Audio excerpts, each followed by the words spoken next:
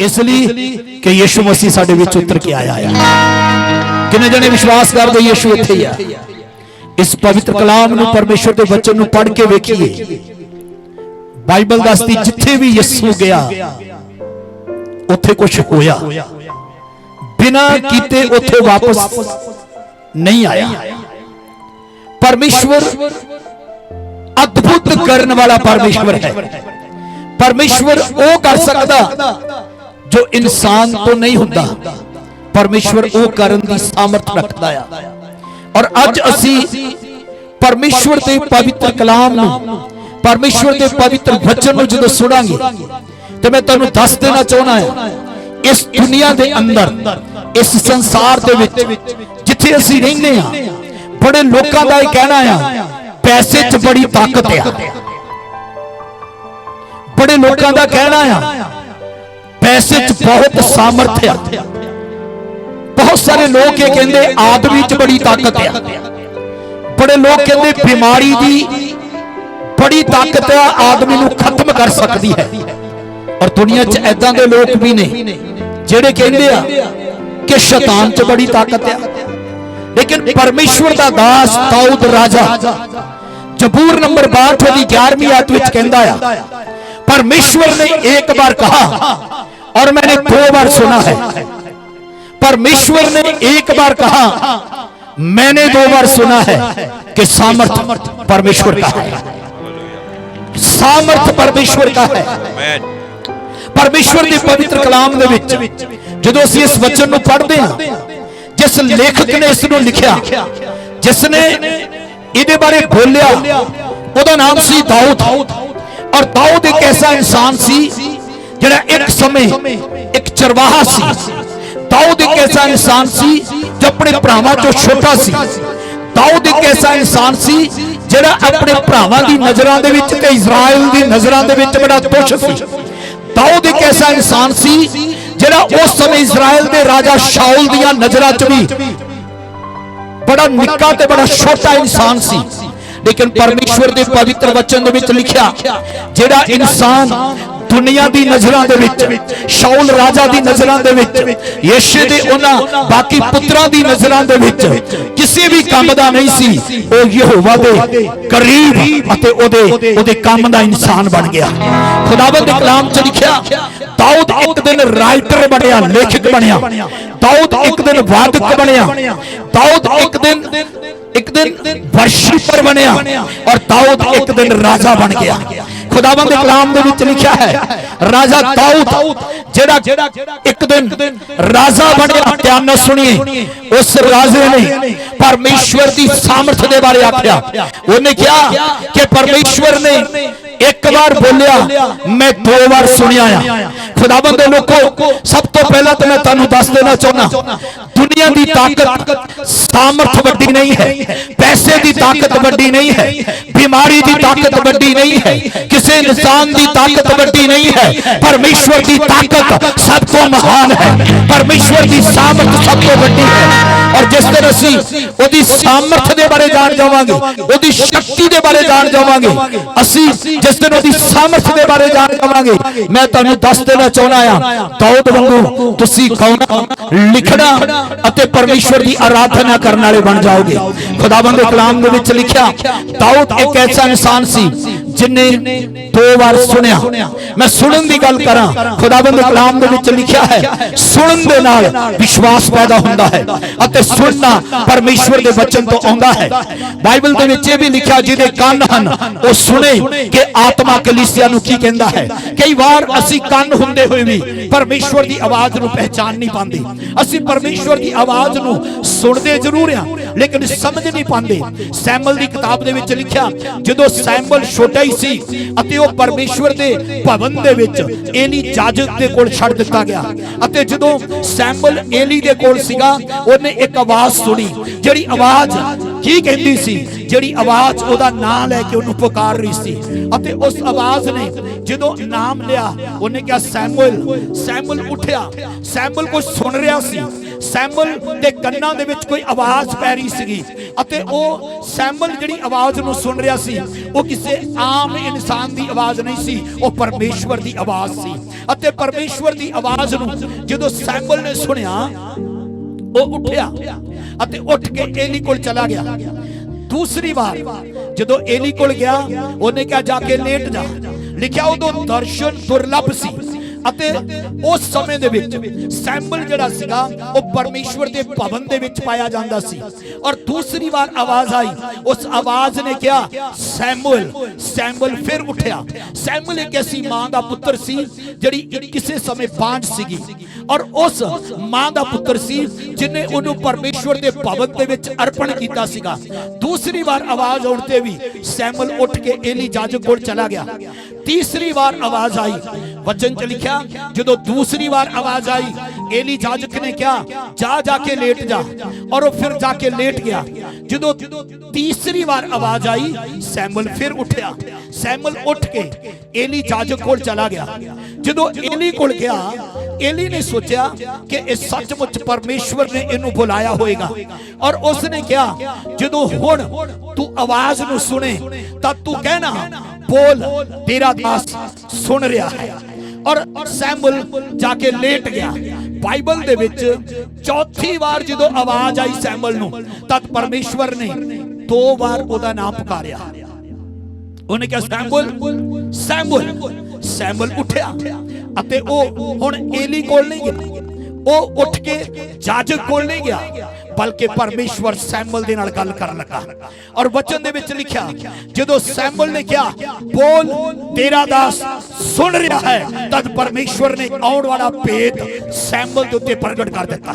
अते सैमुअल जिहड़ा बालक सी, छोटा ही सी, परमेश्वर ने ओदे ते अपने आउण वाले भेद नूं प्रगट कीता। अते सैमुअल नॉर्मल सैमुअल नहीं, बल्कि राजा दा अभिषेक करने वाला सैमुअल बन गया। सैमुअल एक बड़ा नबी बन गया। सैमुअल राजा दा अभिषेक करने वाला बनया।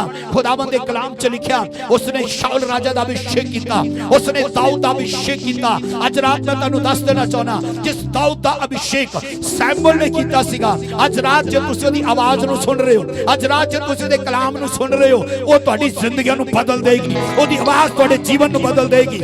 ओदी आवाज तुहाडी जिंदगी च परिवर्तन लेके आएगी। खुदावंद दा कलाम तुहाडी जिंदगी नू बदल देगा।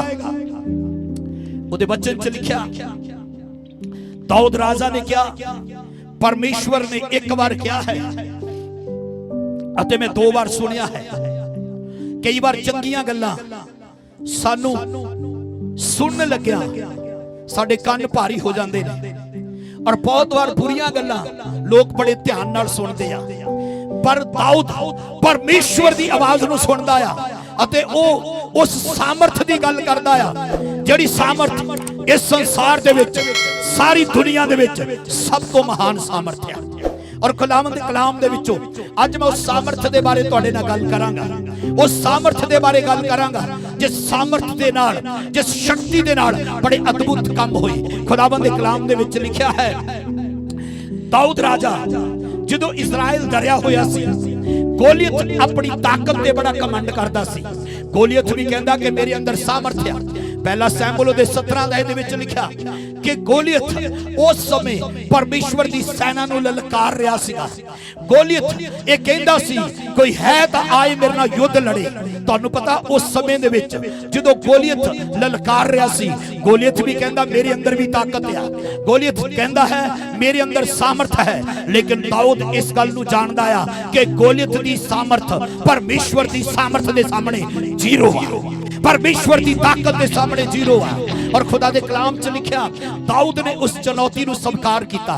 दाऊद ने उस स्नेह नूं स्वीकार किया जिहड़ा स्नेहा गोलियत घल रहा सी। पढ़न दा समय नहीं है, पहला सैमुअल दी किताब दे विच लिखा 17 अध्याय दे विच कि दाऊद ने उस चुनौती नूं स्वीकार कर लिया। तुहानूं पता दाऊद दिखण च बड़ा छोटा सी, पर जिहड़ा दाऊद दे अंदर सी वो सब दा बाप सी, वो सब दा महान, सब तो महान सी। दाऊद दिखण च छोटा हो सकदा, लेकिन गोलियत दिखण च बड़ा सी।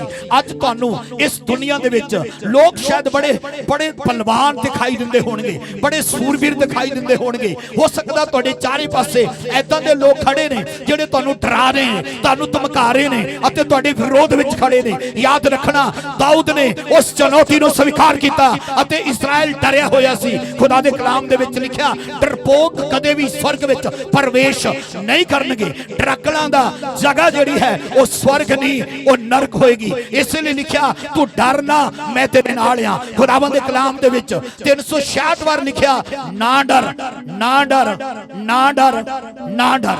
ਸਾਲ 'ਚ 365 ਦਿਨ ਹੁੰਦੇ ਨੇ, ਜੇ ਲੀਪ ਵਰਸ ਹੋਏ ਤਾਂ 66 ਦਿਨ ਹੁੰਦੇ 300। ਹਰ ਦਿਨ ਗੁਲਾਮ ਕਹਿੰਦਾ, ਨਾ ਡਰ, ਮੈਂ ਤੇਰੇ ਨਾਲ ਆ। ਸਾਰੇ ਬੋਲੋ ਹਾਲੇਲੂਇਆ। ਦਾਊਦ ਨੇ ਉਸ ਚੁਣੌਤੀ ਨੂੰ ਸਵੀਕਾਰ ਕੀਤਾ। ਜਦੋਂ ਦਾਊਦ ਗੋਲੀਅਥ ਨਾਲ ਲੜਨ ਲਈ ਨਿਕਲਿਆ, ਰਾਜਾ ਸ਼ਾਉਲ ਕਹਿੰਦਾ ਤੂੰ ਉਹਦੇ ਨਾਲ ਲੜ ਨਹੀਂ ਸਕਦਾ, ਉਹਦੇ ਭਰਾ ਕਹਿੰਦੇ ਤੂੰ ਉਹਦੇ ਨਾਲ ਲੜ ਨਹੀਂ ਸਕਦਾ। ਪਰ ਤੁਹਾਨੂੰ ਪਤਾ, ਦਾਊਦ ਕਹਿੰਦਾ ਆ, ਮੈਂ ਜਾਵਾਂਗਾ ਅਤੇ ਉਸ ਗੋਲੀਅਥ ਫਲਿਸਤੀ ਨੂੰ ਮਾਰ ਦਵਾਂਗਾ। ਉਹ ਕਹਿੰਦਾ ਮੈਂ ਜਾਵਾਂਗਾ, ਔਰ ਉਹ ਮੈਦਾਨ 'ਚ ਉਤਰ ਗਿਆ। ਔਰ ਜਦੋਂ ਦਾਊਦ ਯੁੱਧ ਦੇ ਮੈਦਾਨ ਦੇ ਵਿੱਚ ਉਤਰਿਆ, ਗੋਲੀਅਥ ਨੇ ਉਹਨੂੰ ਵੇਖਿਆ ਕਿ ਇਹ ਤਾਂ ਬਾਲਕ ਹੈ, ਔਰ ਲਿਖਿਆ ਉਹਨੇ ਉਹਨੂੰ ਗਾਲਾਂ ਕੱਢੀਆਂ, ਔਰ ਉਹਨੇ ਕਿਹਾ ਕਿ ਮੈਂ ਕੁੱਤਾ ਹਾਂ, ਤੂੰ ਲਾਠੀ ਲੈ ਕੇ ਆਇਆ ਆ। ਖੁਦਾਵੰਦ ਦੇ ਕਲਾਮ ਦੇ ਵਿੱਚ ਜਦੋਂ ਅਸੀਂ ਪਹਿਲਾ ਸੈਮੂਅਲ ਉਹਦੇ 17 ਅਧਿਆਏ 45, 46 ਔਰ 47 ਵਚਨ ਨੂੰ ਪੜ੍ਹਦੇ ਹਾਂ, परमेश्वर के वचन च लिखा, दाऊद कहता, यहोवा तलवार और भाले के द्वारा जयवंत नहीं करता, क्योंकि सामर्थ परमेश्वर का है और संग्राम यहोवा का है। खुदा दे कलाम दे विच लिखा है कि दाऊद ने उस चुनौती को स्वीकार कर लिया, और दाऊद ने बड़े जित दे शब्द बोले, और दाऊद ने आख्या कि अज दे दिन ही मैं तेरा शरीर तो तेरे सिर नूं वखरा कर देंगा, और देख तेरा मांस पक्षियां नूं दवांगा। तुहानूं मैं दस देना चाहना, दाऊद जिहड़ा सी वो परमेश्वर ते कमांड करने वाला इंसान सी। दाऊद परमेश्वर की सामर्थ ते भरोसा रखदा सीगा। अज मैनूं तुहाडा पता नहीं तुसीं किहदी शक्ति ते किहदी सामर्थ ते विश्वास करदे हो। खुदा दे कलाम दे विच लिखिया, दाऊद युद्ध दे मैदान च उतर गया अते ओने गोलियत दी ताकत नूं इजराइल दे सामने जीरो करके रख दिता, परमेश्वर दे सामने जीरो करके रख दिता। तुहानूं पता क्यों? दाऊद दिखण च छोटा आ, लेकिन दाऊद दा परमेश्वर बहुत बड़ा आ। ते जे तुसीं ओहदे परमेश्वर ते भरोसा रखदे हो ते अज अपनी ज़बान तो उच्ची नहीं बोलो, मेरा परमेश्वर महान परमेश्वर है। जिहड़े लोग बोल रहे ने कि बड़ी बरकत नूं पाउणगे, मेरा परमेश्वर महान परमेश्वर है। बोलिए, उस परमेश्वर के समान कोई नहीं है।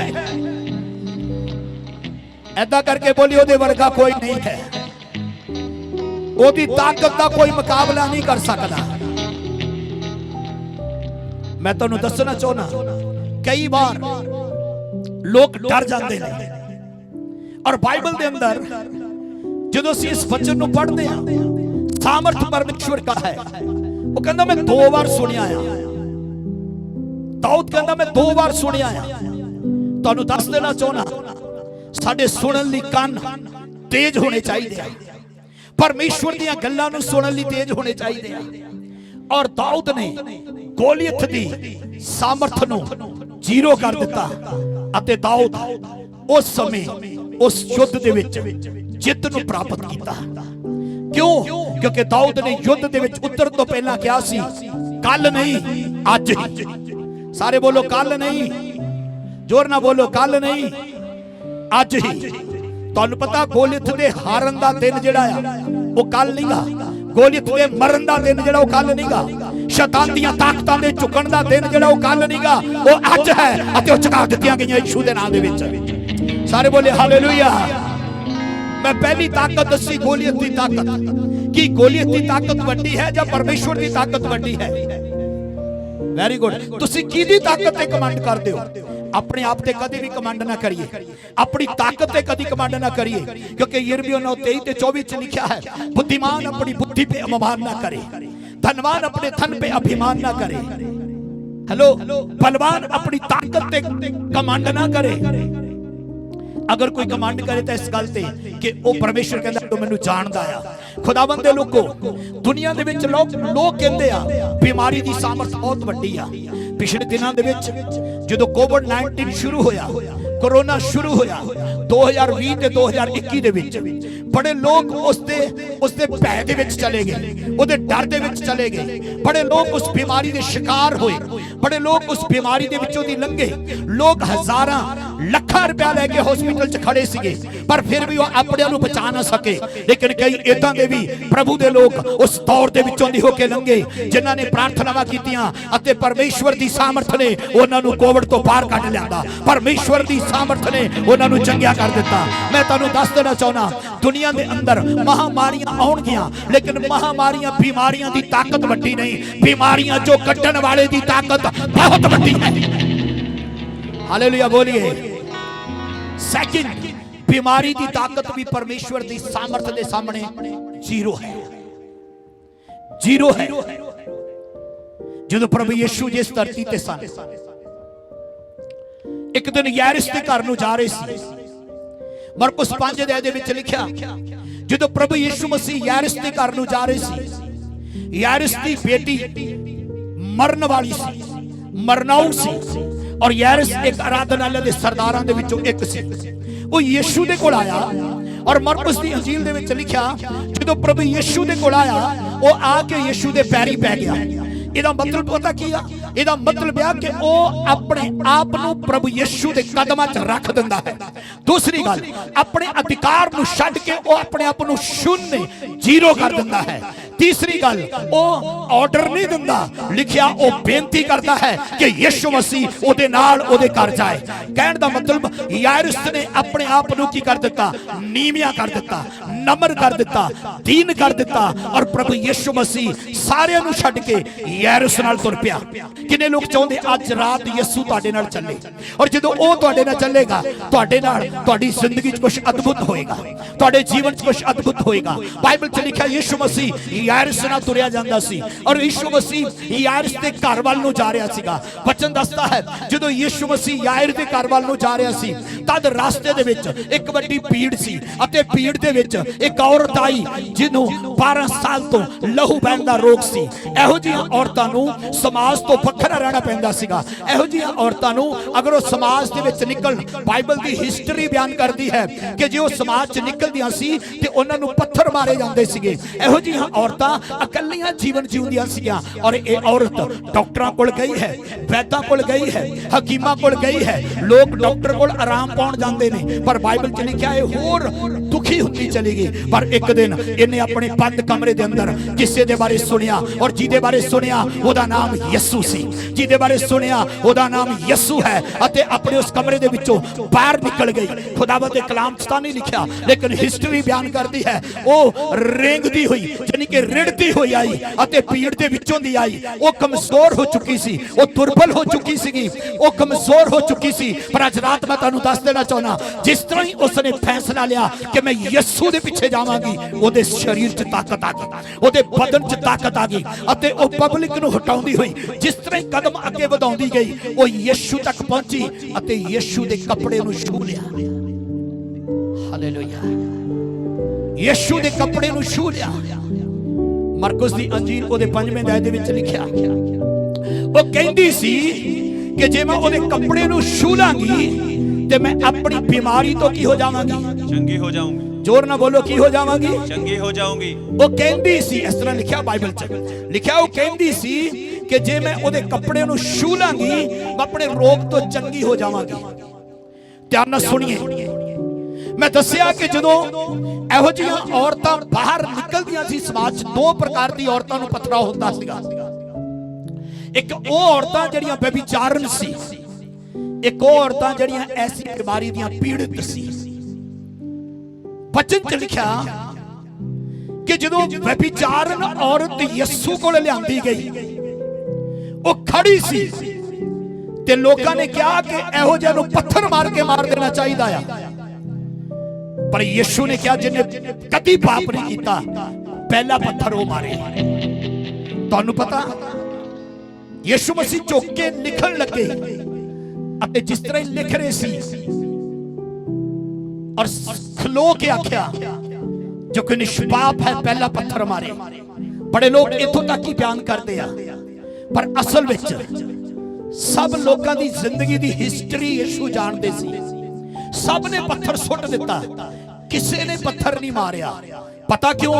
क्योंकि यूहन्ना दी अंजील दे 3 अध्याय ओदे 17वें वचन च लिखिया, परमेश्वर ने पुत्र नूं जगत विच इसलिए नहीं कल्लिया कि जगत नूं दोषी ठहराए, सगों इसलिए कल्लिया कि जगत ओदे राहीं बचाया जाए। इसलिए किसी ने पत्थर नहीं मारिया क्योंकि वो यीशु कोल खड़ी सी, और जेड़ा यीशु कोल आ जाता है ओनू कोई दंड दे नहीं सकता, ओनू कोई सजा दे नहीं सकता। मैं तुहानू दस देना चाहना, 2 प्रकार दी औरतां नूं पथराव कीता जांदा सीगा। एक तो वो जेड़े व्यभिचार करदी फड़ी गई, ओनू भी किसी ने पत्थर नहीं मारे क्योंकि वो यीशु कोल खलोती आ। ओनू किसी ने पथराव नहीं कीता, वो यीशु कोल खड़ी है। आज रात मैं दस देना चाहना, जे तुसी यीशु कोल आउंदे हो तां सजा दा तुहाडे ते कोई अधिकार नहीं है। जे तुसी यीशु कोल आउंदे हो मौत दा तुहाडे ते कोई अधिकार नहीं है। जे तुसी यीशु कोल आउंदे हो अनंत जीवन तुहाडा है अते कोई तुहानू सजा दे नहीं सकता, तुसी सजा तो बाहर निकल जाओगे। खुदा दे कलाम दे विच लिखिया, दूसरी औरत जिन्हों लहू बहन दा रोग सी, जड़ी यीशु दी कपड़े नूं छूंदी है अते भीड़ दे विच दी आउंदी है। कल्पना करो, जिहदे शरीर चों खून चला गया, जड़ी कमजोर हो गई, जड़ी दुर्बल हो गई, वो जड़ी चलण च बड़ी मुश्किल सी, जिहदे लई चलना बहुत औखा सी। उस औरत ने एक फैसला लिया। उन्हें कहा कि मैं जावांगी, किदे पीछे जावांगी?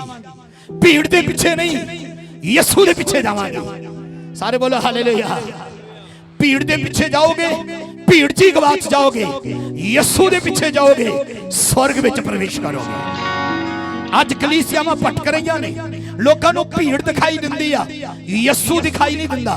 यीशु भी तां ही इत्थे आ जे यीशु दे लोग इत्थे आ। हालेलुया। खुदा दे लोगों, ओ आई अते भीड़ दे विचों दी आई अते ओदे कपड़े नूं छू लैंदी है। जिस तरह ही उन्हें कपड़े नूं छूया, लिखिया ओ चंगी हो गई। और प्रभु यीशु मसीह खलो गए, और खलो के यीशु मसीह पुछन लगे, मैनू किन्ने छूया? चेलियां ने कहा, स्वामी भीड़ तुहाडे ते डिग रही आ, तुसी कहंदे हो किसने छूया? आइए एक वचन पढ़ांगे, मरकुस दी अंजील ओदा 5वां अध्याय, ओदे 5वें अध्याय दे विच जदों असीं प्रभु दे पवित्र वचन नूं पढ़दे हां, 30 वचन नूं, यीशु ने तुरंत अपने में से जान लिया, यीशु ने तुरंत अपने में से जान लिया कि मुझ में से सामर्थ निकली है। मैं सामर्थ की गल कर रहा, सारे बोलो हालेलुया। हालेलुया। यीशु ने जान लिया कि मेरे अंदरों सामर्थ निकली आ। तुहानू पता, दाऊद कहंदा सामर्थ परमेश्वर दा है, इसलिए दाऊद गोलियत नूं मार पाया। दाऊद कहंदा सामर्थ परमेश्वर दा है। और फिर कहांगा, दुनिया दी कोई बीमारी ऐसी बीमारी नहीं जेड़ी यीशु चंगा नहीं कर सकता, क्योंकि यीशु दी सामर्थ ओ सामर्थ आ जेड़ी हर एक बीमारी तो रोका तो चंगा कर दिया। देखो ओदे कलाम दे विच जे तुसी कहो भी ए क्यों बोल रहे हो, जबूर नंबर 103 दी 3 आयत विच लिखिया, वही तो तेरे सब अधर्म को क्षमा करता और तेरे आधे रोगों से, सारे रोगों से, सारे बोलो, जेड़े बाइबल पढ़दे उच्ची दनी बोलो, वही तो तेरे सब अधर्म को क्षमा करता और तेरे सब रोगों को चंगा करता है। सब रोगों को चंगा करता। सारे बोलो हालेलुया। हालेलुया। ਜਦੋਂ ਅਸੀਂ सब रोग पढ़ते हैं ना, सब रोग ਉਹਦੇ ਚ कोविड-19 भी आ जाता है, कोरोना भी आ जाता है, हर एक बीमारी आ जाती है, क्योंकि ਉਹਦੇ कलाम च लिखिया, यशाया ਦੇ ਵਿੱਚ लिखिया, ਉਹਦੇ मार खाण ਨਾਲ ਅਸੀਂ ਨਰੋਏ ਕੀਤੇ ਗਏ ਆ, ਉਹਦੇ ਕੋੜੇ ਖਾਣ ਨਾਲ ਅਸੀਂ ਚੰਗੇ ਕੀਤੇ ਗਏ ਆ। ਸਾਰੇ ਬੋਲੋ ਹਾਲੇਲੂਇਆ। खुदा दे कलाम च लिखिया, उस औरत ने जो यीशु दे पल्ले नूं छूया, यीशु ने कहा, नहीं किसी ने मैनू विश्वास ना छू लिया, क्योंकि मेरे अंदरों सामर्थ निकली है। ਇਹਦਾ मतलब ਉਹਦੀ सामर्थ ने वो काम कीता जेड़ा काम डॉक्टर नहीं कर सके, ਉਹਦੀ सामर्थ ने वो काम कीता जेड़ा वैद नहीं कर सके, ਉਹਦੀ सामर्थ ने उस रोगन नूं की कर दिता, चंगा कर दिता। ਇਹਦਾ मतलब यीशु दे कपड़ियां दे विच भी की सीगी? उच्ची धनी बोलो की सी? उच्ची धनी बोलो की सी? सामर्थ। आज रात मैं एक प्रॉफिट वर्ड देना चाहना, अगर सचमुच तुहाडा जीवन यीशु दे विच आ, तुसी यीशु दे विच हो, तुसी यीशु नूं अपनाया है, तुसी यीशु नूं जिंदगी दित्ती है, तुसी यीशु दे पिछे चलण दा फैसला लिया है, तां जेड़े कपड़े तुसी पा के बैठे हो इन्हां विच सामर्थ आ, क्योंकि ये यीशु तुहाडे अंदर आ, तां सामर्थ भी तुहाडे अंदर आ। ਤਾਂ ਕਲਾਮ ਤਾਈ ਦਾ ਖੁਦਾ ਦੇ ਕਲਾਮ ਦੇ ਵਿੱਚ ਲਿਖਿਆ, ਉਹਦੇ ਕਲਾਮ ਦੇ ਵਿੱਚ ਲਿਖਿਆ ਪ੍ਰੇਰਿਤੋਂ ਕੇ ਕਾਮ ਦੇ ਵਿੱਚ, ਰਸੂਲਾਂ ਦੇ ਕਰਤਾ ਵਿੱਚ ਜਦੋਂ ਪ੍ਰੇਰਿਤ ਲੋਕਾਂ ਦੇ ਹੱਥਾਂ ਚੋਂ ਲੋਕ ਰਮਾਲ ਫੜ ਲੈਂਦੇ ਤੇ ਰੋਟੀ ਕੀ ਹੋ ਜਾਂਦੇ ਸੀ, ਚੰਗੇ ਹੋ ਜਾਂਦੇ ਸੀਗੇ। ਸਾਰੇ ਬੋਲੋ ਹਾਲੇਲੂਇਆ, ਜ਼ੋਰ ਨਾਲ ਬੋਲੋ ਹਾਲੇਲੂਇਆ। ਤੁਹਾਡੇ ਕੱਪੜਿਆਂ 'ਚ ਸਾਮਰਥ ਹੈ ਕਿਉਂਕਿ ਤੁਹਾਡੇ ਅੰਦਰ ਸਾਮਰਥ ਦਾ ਪਰਮੇਸ਼ਵਰ ਹੈ, ਤੁਹਾਡੇ अंदर सामर्थ ਦਾ परमेश्वर है। खुदा ਦੇ कलाम च लिखा यीशु ने क्या मुझ में से सामर्थ निकली है। मैं ਤੁਹਾਨੂੰ ਦੱਸ ਦੇਣਾ ਚਾਹੁੰਦਾ ਡਾਕਟਰਾਂ ਦੀ ਤਾਕਤ ਉਸ ਰੋਗਣ ਨੂੰ ਚੰਗਾ ਨਾ ਕਰ ਸਕੇ, ਵੈਦ ਉਹਨੂੰ ਚੰਗਾ ਨਹੀਂ ਕਰ ਸਕੇ, ਪਰ ਯਿਸੂ ਦੀ ਸਾਮਰਥ ਨੇ ਉਹਨੂੰ ਕੀ ਕਰ ਦਿੱਤਾ। ਉੱਚੀ ਦਣੀ ਬੋਲੋ। ਜੇ ਅੱਜ ਤੱਕ ਤੁਸੀਂ ਡਾਕਟਰਾਂ ਕੋਲ ਗਏ ਹੋ ਤੁਸੀਂ ਚੰਗੇ ਨਹੀਂ ਹੋਏ, ਪਰ ਅੱਜ ਰਾਤ ਉਹਦੀ ਸਾਮਰਥ ਇੱਥੇ ਤੁਹਾਨੂੰ ਚੰਗਾ ਕਰਨ ਲਈ ਉਤਰ ਕੇ ਆਈ ਹੈ।